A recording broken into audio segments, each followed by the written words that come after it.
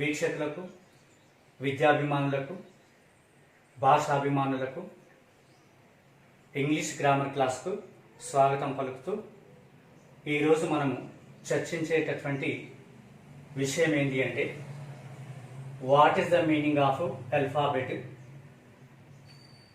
తర్వాత division of the alphabet, ఈ division of the ఆల్ఫాబెట్లో వోవెల్స్ అండ్ కాన్సోనెంట్స్ అనేటటువంటి విషయాల గురించి చర్చిద్దాం.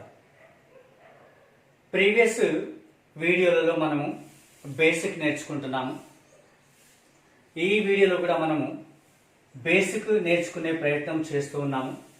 అదేంటంటే what the meaning of alphabet. ఎవరైనా సరే మనల్ని what the meaning of alphabet అని ప్రశ్నించినప్పుడు ఆ ప్రశ్నకు మనము ఇంగ్లీష్లో డెఫినేషన్ ఎలా ఇచ్చే అవకాశం ఉంటుంది అంటే ఇలా ఇచ్చే అవకాశం ఉంటుంది. మరి సింపుల్ ఇంగ్లీష్లో మనము ఇలా చెప్పే అవకాశం ఉంటుంది. ఎలా అంటే language is mainly composed of letters which stands for signs or sounds. The number of letters are different from language to language. The alphabet of English is composed of 26 letters. These 26 letters, which are known as the alphabet, are used either for printing or writing.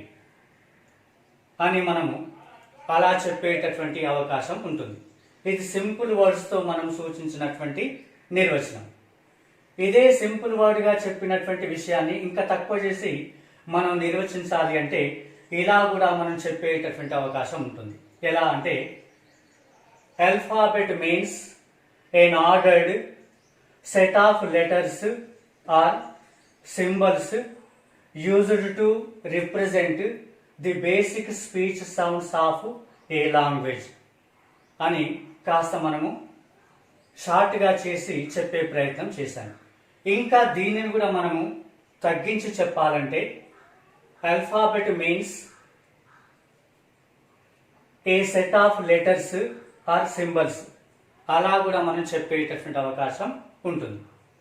ఇప్పుడు మనం ఒకసారి తెలుగులో నేర్చుకునేటటువంటి ప్రయత్నం చేద్దాం. What the meaning of alphabet అని ఎవరైనా ప్రశ్నించినప్పుడు తెలుగులో మనము ఏ విధంగా సూచించాల్సినటువంటి అవసరం ఉంటుంది అంటే language is mainly composed of letters అన్నాడు. అంటే ఏదైనా ఒక భాష అనేది మనము సమకూర్చేటప్పుడు, రాసేటప్పుడు అక్షరాల క్రమంలో రూపొందిస్తూ ఉంటాం. భాషను మనం రాసినా మాట్లాడినా అక్షరాల రూపంలో భాష అనేది సమకూర్చబడుతుంది. మరి భాష అనేది అక్షరాల రూపంలో సమకూర్చినటువంటి విషయాన్ని మనం which stands for signs or sounds అంటున్నాం. అంటే ఆ యొక్క భాషలో ఉన్నటువంటి అక్షరాలను మనము రాసేటప్పుడు ఆ అక్షరాలకు గుర్తులు ఉంటాయి అన్నమాట. ఆ గుర్తులని మనం ఏమంటామంటే సైన్స్ అని చెప్పేటటువంటి అవకాశం ఉంటుంది. సైన్స్ అంటే సైన్స్ సబ్జెక్ట్ కాదు, ఇక్కడ SIGNS సైన్స్ ఇక్కడ మీకు రాయడం అనేది జరిగింది. సైన్స్ అంటే గుర్తు అన్నమాట, దాన్ని మనం మార్క్ అంటాం. అయితే ఇక్కడ సైన్స్ అనేది వెర్బ్ వర్డ్గా మనం ట్రీట్ చేయాల్సిన అవసరం ఉంటుంది. అది సింగులర్ నెంబర్లో ఉంది కాబట్టి సైన్స్. అదే ప్లూరల్ నెంబర్లో వెర్బు ట్రీట్ చేసినప్పుడు సైన్గా వచ్చేటటువంటి అవకాశం ఉంటుంది. ఇక్కడ మనం ఆల్ఫాబెట్ అనేటటువంటి పదాన్ని సింగులర్ సెన్స్గా యూజ్ చేసాం కాబట్టి అక్కడ సైన్స్ అనేది సింగులర్ వెర్బ్గా వాడడం అనేది జరిగింది.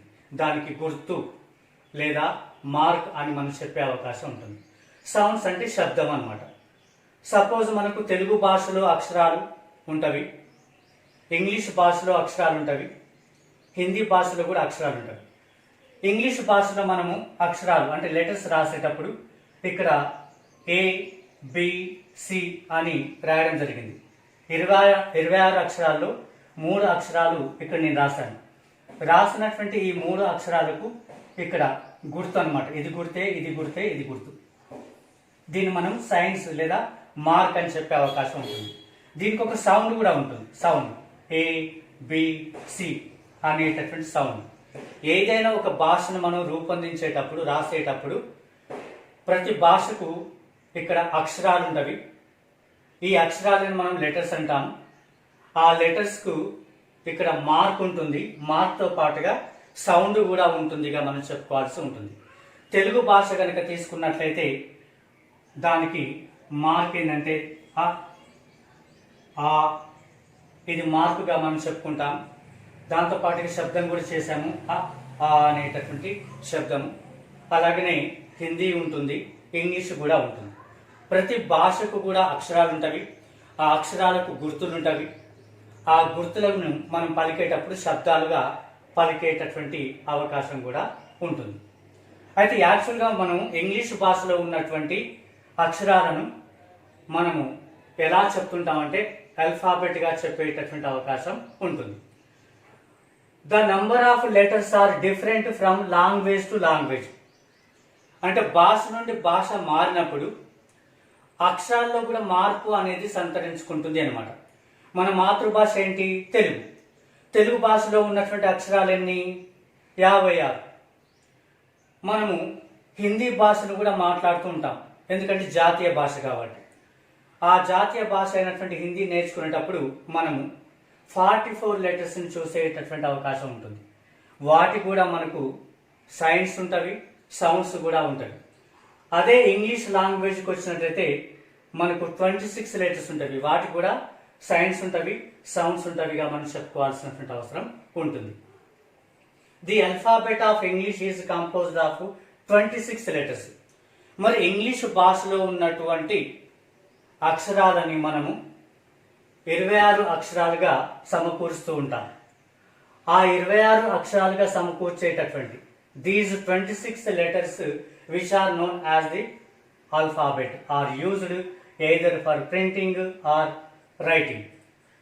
ఆ 26 ఇంగ్లీషు అక్షరాలని మనము ఇంగ్లీష్ భాష రాయడానికి ఉపయోగిస్తున్నాము. మరి ఆ ఉపయోగించేటటువంటి విధానం అనేది ప్రింటింగ్గా ఉండొచ్చు, రైటింగ్గా కూడా ఉండేటటువంటి అవకాశం ఉంటుంది.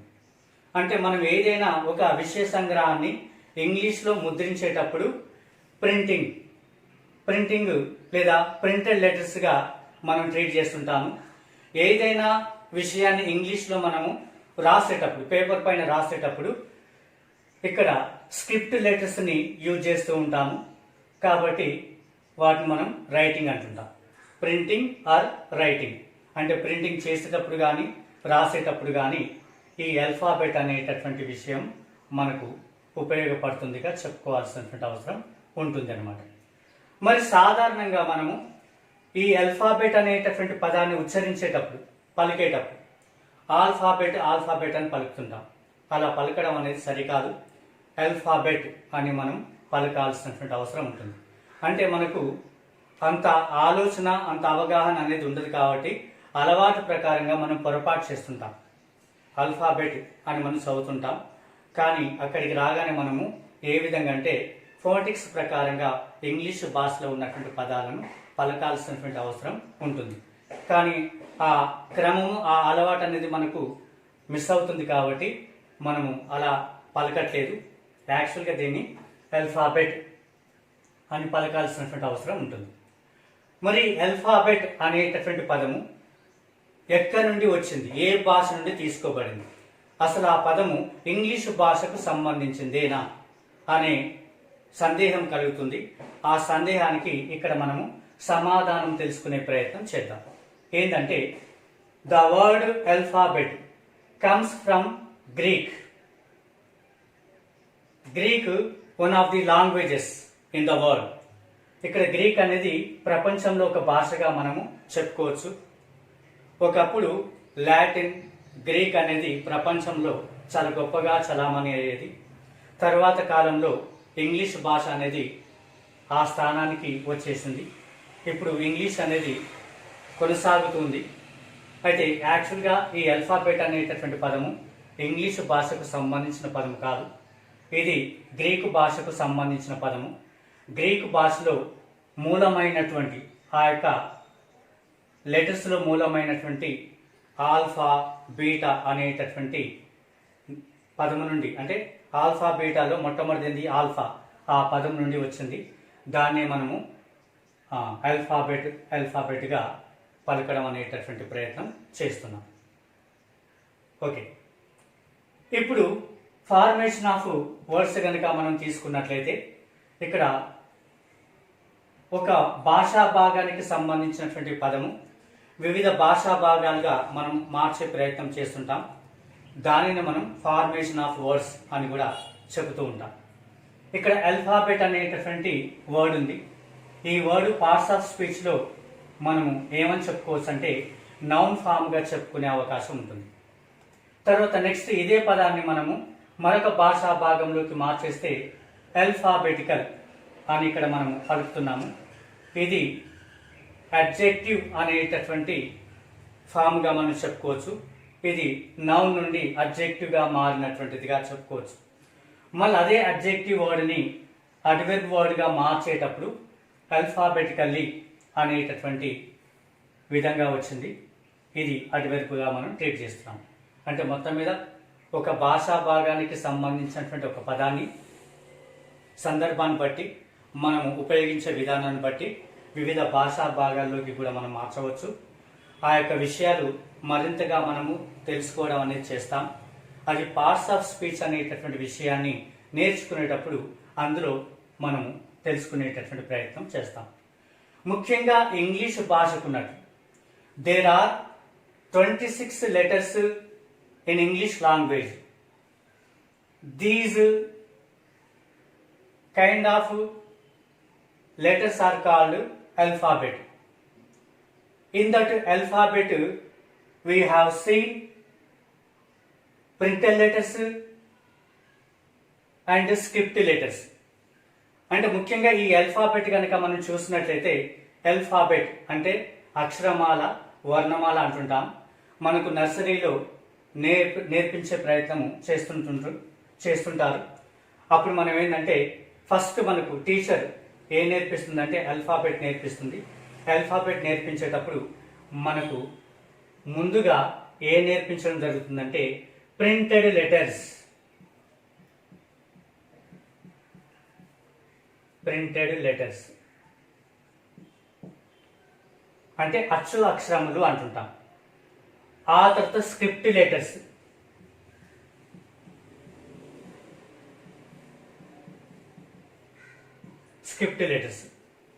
Printed letters, script letters. Printed letters అంటే అచ్చు అక్షరములు అన్నమాట. స్క్రిప్ట్ లెటర్స్ అంటే ఏంది? వ్రాత అక్షరములు అన్నమాట.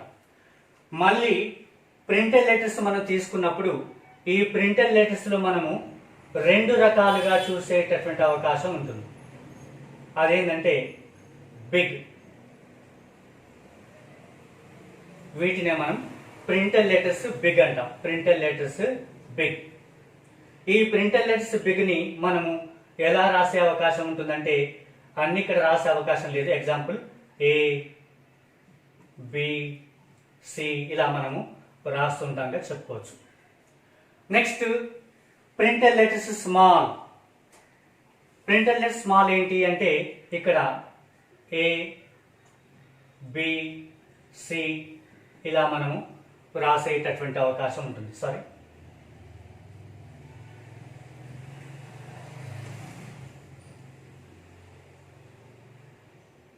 ఏ, బి, సి ఇలా ప్రింటెడ్ లెటర్స్ బిగ్. ఇవి ప్రింటింగ్ లో మాత్రమే యూజ్ చేస్తాం. క్యాపిటల్ లెటర్స్ గా యూజ్ చేస్తాం. Printed letters small. ఇవి ప్రింటెడ్ లెటర్స్ లో యూజ్ చేస్తాము. ఏదైనా విషయ సంగ్రహాన్ని పదాల రూపంలో రూపొందించేటప్పుడు ఈ స్మాల్ లెటర్స్ ని యూజ్ చేసే అవకాశం ఉంటుంది. మొత్తం మీద ప్రింటెడ్ లెటర్స్ అనేవి ప్రింటెడ్ లో మాత్రమే ఉపయోగిస్తాం కాబట్టి అచ్చు అక్షరములు పెద్దవి, అచ్చు అక్షరములు చిన్నవి అనేది మనము బేసిక్ లో నేర్చుకున్నటువంటి విషయమే. మళ్ళీ మరొకసారి దీన్ని గుర్తుకు చేసే ప్రయత్నం చేశాను. తర్వాత స్క్రిప్ట్ లెటర్స్ అంటే వ్రాత అక్షరములు అన్నమాట. ఈ వ్రాత అక్షరంలో కూడా మళ్ళీ మనము 2గా చూసేటటువంటి అవకాశం ఉంటుంది సార్. ఏంటి? Script letters big. ఇందులో మనము ఎలా అంటే ఇలా మనము చెప్పేటటువంటి అవకాశం ఉంటుంది. ఏబిసి ఇవి స్క్రిప్ట్ లెటర్స్ బిగ్ అంటే మనం రాసేటప్పుడు క్యాపిటల్ లెటర్స్గా వీటిని వాడుతూ ఉంటాం.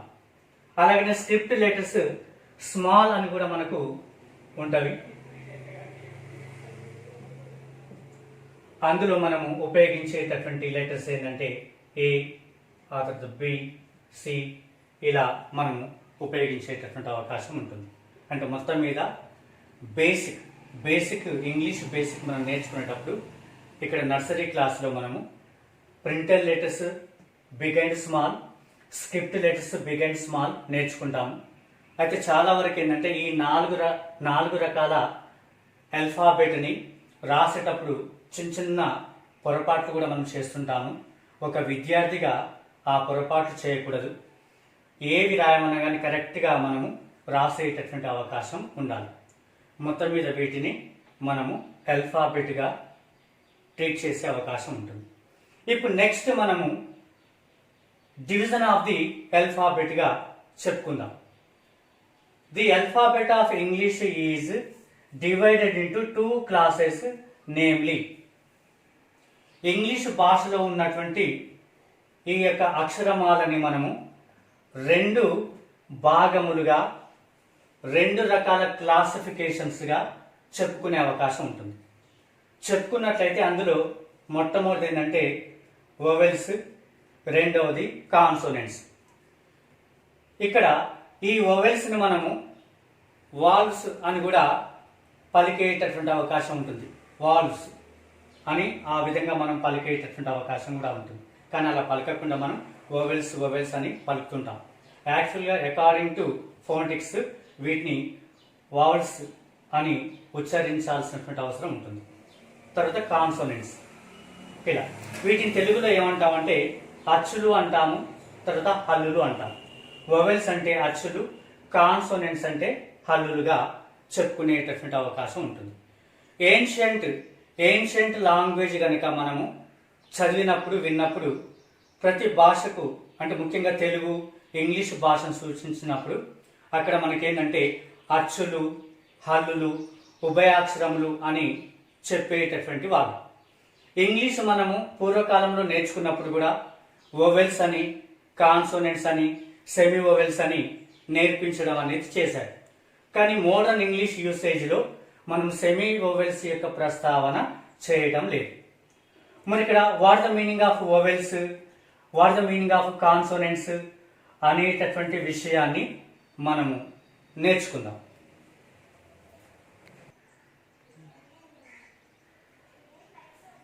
ఆల్ఫాబెట్ డివిజన్ చేసినప్పుడు అందులో మనము వొవెల్స్, తర్వాత కాన్సోనెంట్స్. వొవెల్స్ అంటే అచ్చులు, కాన్సోనెంట్స్ అంటే హల్లులు అనేటటువంటి విషయం మీకు ఆల్రెడీ తెలిసినటువంటిది. What the meaning of vowels?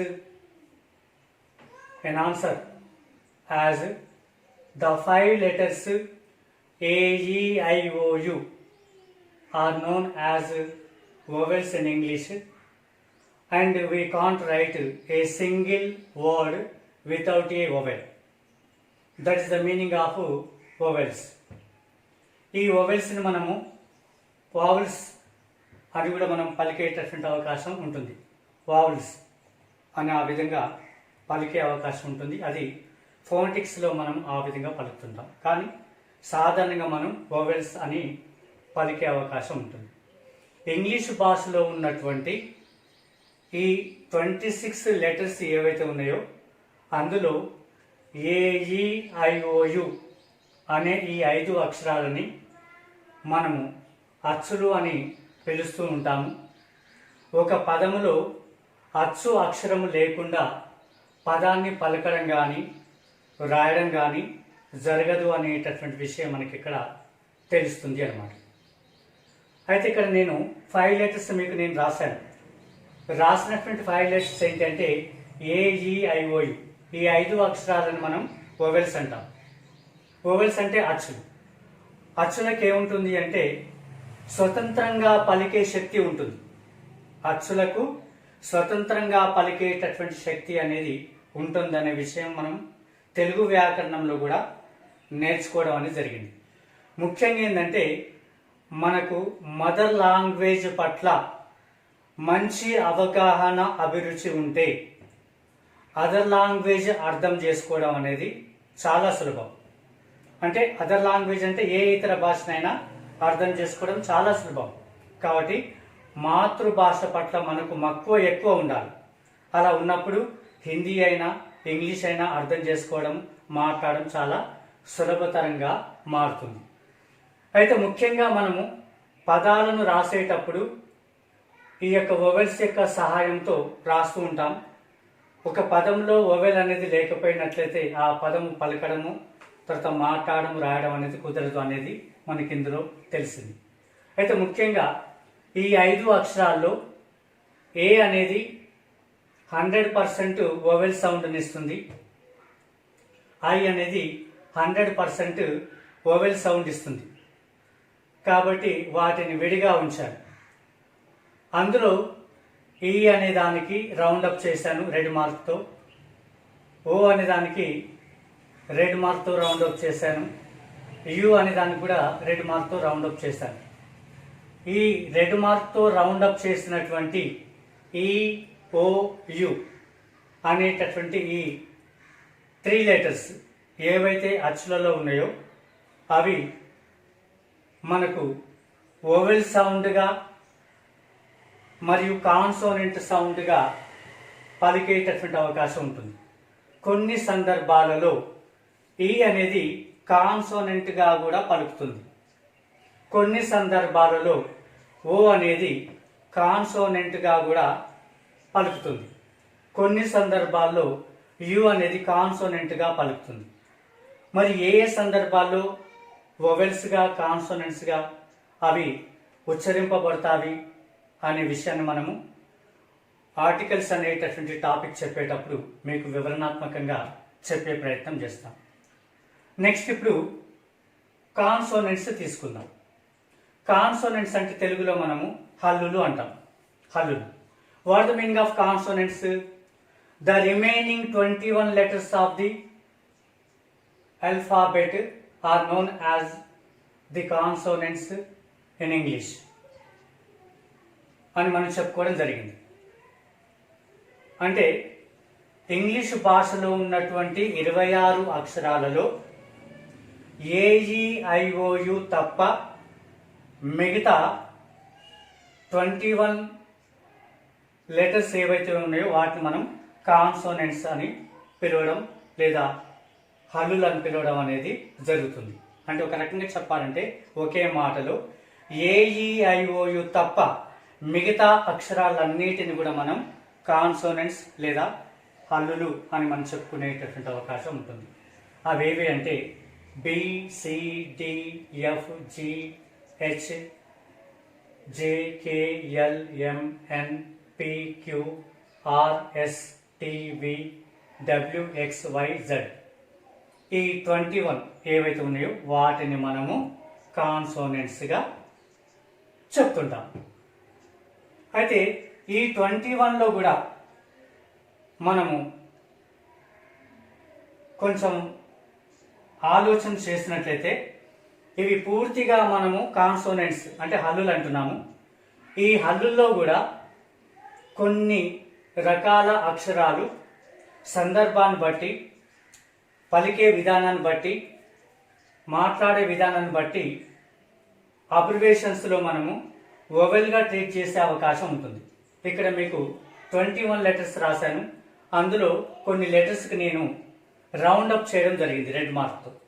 Red మార్క్తో round up చేసినటువంటి ఏవైతే ఇంగ్లీష్ లెటర్స్ ఉన్నాయో ఇవి కొన్ని సందర్భాలలో మనము వొవెల్ సౌండ్గా ట్రీట్ చేసే అవకాశం అనేది ఉంటుందన్నమాట.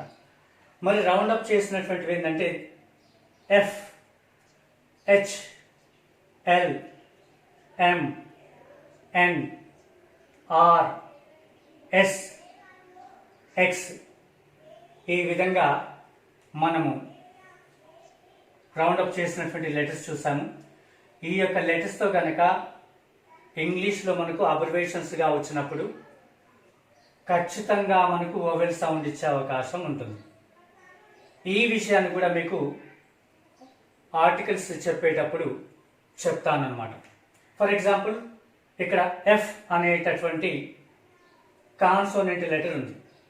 దీన్ని మనము అబ్రివేషన్స్లో రాసేటప్పుడు ఏ విధంగా అంటే ఈజ్ ఎన్ FBI ఏజెంట్ అంటాం మనం. ఈజ్ ఎన్ FBI ఏజెంట్ అని మనం చెప్పేటటువంటి అవకాశం ఉంటుంది. అంటే FBI ఎఫ్ అన్న మనం ఇక్కడ మనము పలికేటప్పుడు ఏంటంటే వొవెల్ సౌండ్ వచ్చిందిగా మనం చెప్పుకోవచ్చు. FBI అంటే ఫారిన్ బ్యూరో ఆఫ్ ఇన్వెస్టిగేషన్ అని దానికి అర్థం. అంటే ఈ లెటర్స్తో మనం అబ్రివేషన్స్గా రూపొందించినప్పుడు తప్పకుండా ఎఫ్ కానీ, హెచ్ కానీ, ఎల్ కానీ, ఎం కానీ, ఎన్ కానీ, ఆర్ కానీ, ఎస్ కానీ, ఎక్స్ కానీ ఇనిషియల్లో మనకు ఏ అనేటటువంటి తర్వాత ఆ అనేటటువంటి సౌండ్ సిస్టంతో ఉంటుంది కాబట్టి వొవెల్ సౌండ్గా మనం ట్రీట్ చేసే అవకాశం ఉంటుంది. సో ఇంతవరకు మనం ఏంటంటే ఆల్ఫాబెట్ గురించి నేర్చుకున్నాము. ఆ ఆల్ఫాబెట్ గురించి నేర్చుకున్నటువంటి విషయంలో there are 26 letters in English language. English లాంగ్వేజ్లో 26 అక్షరాలు ఉంటవి అనేటటువంటి విషయాన్ని మనం తెలుసుకోవడం జరిగింది. తర్వాత స్పీచ్ సౌండ్స్కి వచ్చినప్పుడు ఇక్కడ నేను రాసాను చూడండి. Why the speech sounds are 44 అని చెప్పుకోవడం అనేది జరిగింది. ఇంగ్లీష్ భాషలో ఉన్నటువంటి ఈ 26 అక్షరాలను స్పీచ్ సౌండ్స్గా మనం తీసుకున్నప్పుడు 44 సౌండ్స్గా పరిగణించేటటువంటి అవకాశం ఉంటుంది. మరి అది ప్రత్యేకంగా మీకు చెప్పడం అనేది జరుగుతుంది.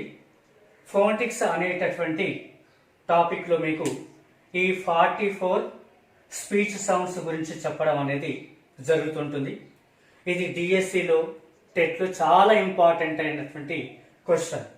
ముఖ్యంగా ఫోనెటిక్స్ పైన మనకు టెట్ ఎగ్జామ్లో కానీ డిఎస్సి ఎగ్జామ్లో కానీ ఒక మార్కుకు ఖచ్చితంగా అడిగేటటువంటి అవకాశం ఉంటుంది. కాబట్టి మునుముందు మీకు ఫోనెటిక్స్ గురించి చెప్పేటప్పుడు ఖచ్చితంగా ఈ యొక్క విషయాన్ని వివరిస్తాను. ముఖ్యంగా మనము ఇక్కడ చూసినప్పుడు ఇంగ్లీష్ భాషలో ఉన్నటువంటి అక్షరాలు 26. ఈ 26 అక్షరాల్లో మనకు వొవెల్స్ ఎన్ని అంటే 5గా మనం చెప్తుంటాం. అలాగనే వొవెల్ సౌండ్స్ ఎన్ని అంటే 20గా మనం చెప్పేటటువంటి అవకాశం ఉంటుంది. అలాగనే ఈ ఇంగ్లీష్ భాషలో ఉన్నటువంటి 26 అక్షరాలను మనం కాన్సోనెంట్స్గా చూసినప్పుడు 21 లెటర్స్గా మనం చెప్పుకోవచ్చు. మళ్ళా అదే కాన్సోనెంట్ సౌండ్స్గా మనం తీసుకున్నప్పుడు 24గా మనం చెప్పేటటువంటి అవకాశం ఉంటుంది. మళ్ళీ ఈ వొవెల్ సౌండ్స్లో 2 భాగాలుగా ఉంటవి. ప్యూర్ వొవెల్స్గా, డిప్థాంగ్స్గా. అలాగనే కాన్సోనెంట్ సౌండ్స్లో మళ్ళీ అక్కడ వాయిస్డ్గా, వాయిస్లెస్గా ఉండడం అనేది జరుగుతూ ఉంటుంది. నేను ఫోనెటిక్స్లో వాటి గురించి వివరణాత్మకంగా మీకు వివరిస్తాను. తప్పకుండా టెట్ ఎగ్జామ్లో కానీ డిఎస్ ఎగ్జామ్లో కానీ ఒక మార్కు సాధించడానికి సులువు అవుతుంది. మనం ఇంటర్ లెవెల్లో, డిగ్రీ లెవెల్లో చదివేటప్పుడు ఫోనెటిక్స్ ట్రాన్స్క్రిప్షన్ అనేది ఉంటుంది. అక్కడ కూడా మనం తెలుసుకొని ఉండి ఉంటాము.